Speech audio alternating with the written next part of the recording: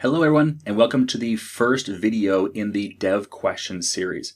I thought I'd take this opportunity to kind of introduce the series, talk about what it's all about, and why it's so important that we answer these questions.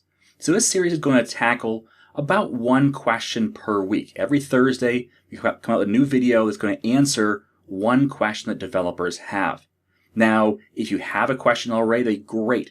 Put it down in the comments down below. I will categorize them. I'm going to create a list of the questions that you have and try and organize them by what's most important. Not saying that your question is not important, but how it's going to help the broader scope. If it's very focused on just your specific case, we probably won't cover it. But if it's a more general question that developers have, we'll definitely cover it, okay? So make sure that you put your questions down there. Now, the reason I'm doing this series is because often I hear that developers have questions and they just feel like they can't ask them.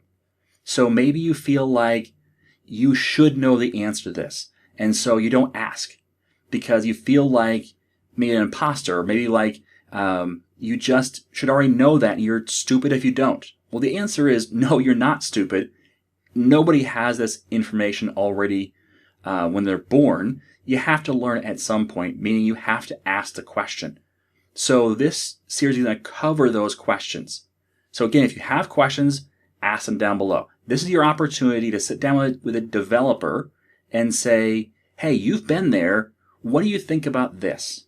And so this is my opportunity to talk to you. These videos will be very informal. It's just basically me on camera. We're not going to do a whole lot of code or really deep technical talks.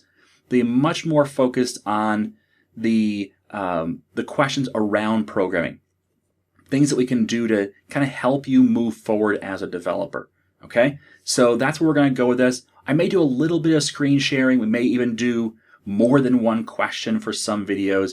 If we have a lot of little questions that I can answer more quickly, I might do that in one video, kind of like a group question, a number of questions all at once. So that's kind of the format we're going to do. The upcoming videos, I'm not going to give you a specific order to these, but I do have a number of topics I'm looking at. For example, one of them is on how do I not feel like an imposter? That's a big one. That's one that it kind of crushes me a little bit because real developers feel like they're not. Okay? A developer is a person who writes code. So we're going to talk about how do you get away from feeling like an imposter? That's one of the biggest questions I get asked in my email on pretty much a daily basis. So we're going to talk about that really soon, maybe even next week. Another one is how do I retain what I learn in C# or even programming in general? How do I make sure that I retain that long term? Since I'm stuffing a whole bunch of knowledge in my head, how do I get beyond that and actually learn it? All right. And then we'll cover things that are more specifically C# related, such as a C# developer, should I learn Angular, React, or Vue? And things like that. I've got, Gang of 4. That comes up a lot. Should I know the Gang of 4 design patterns? How many should I know? Which ones should I know?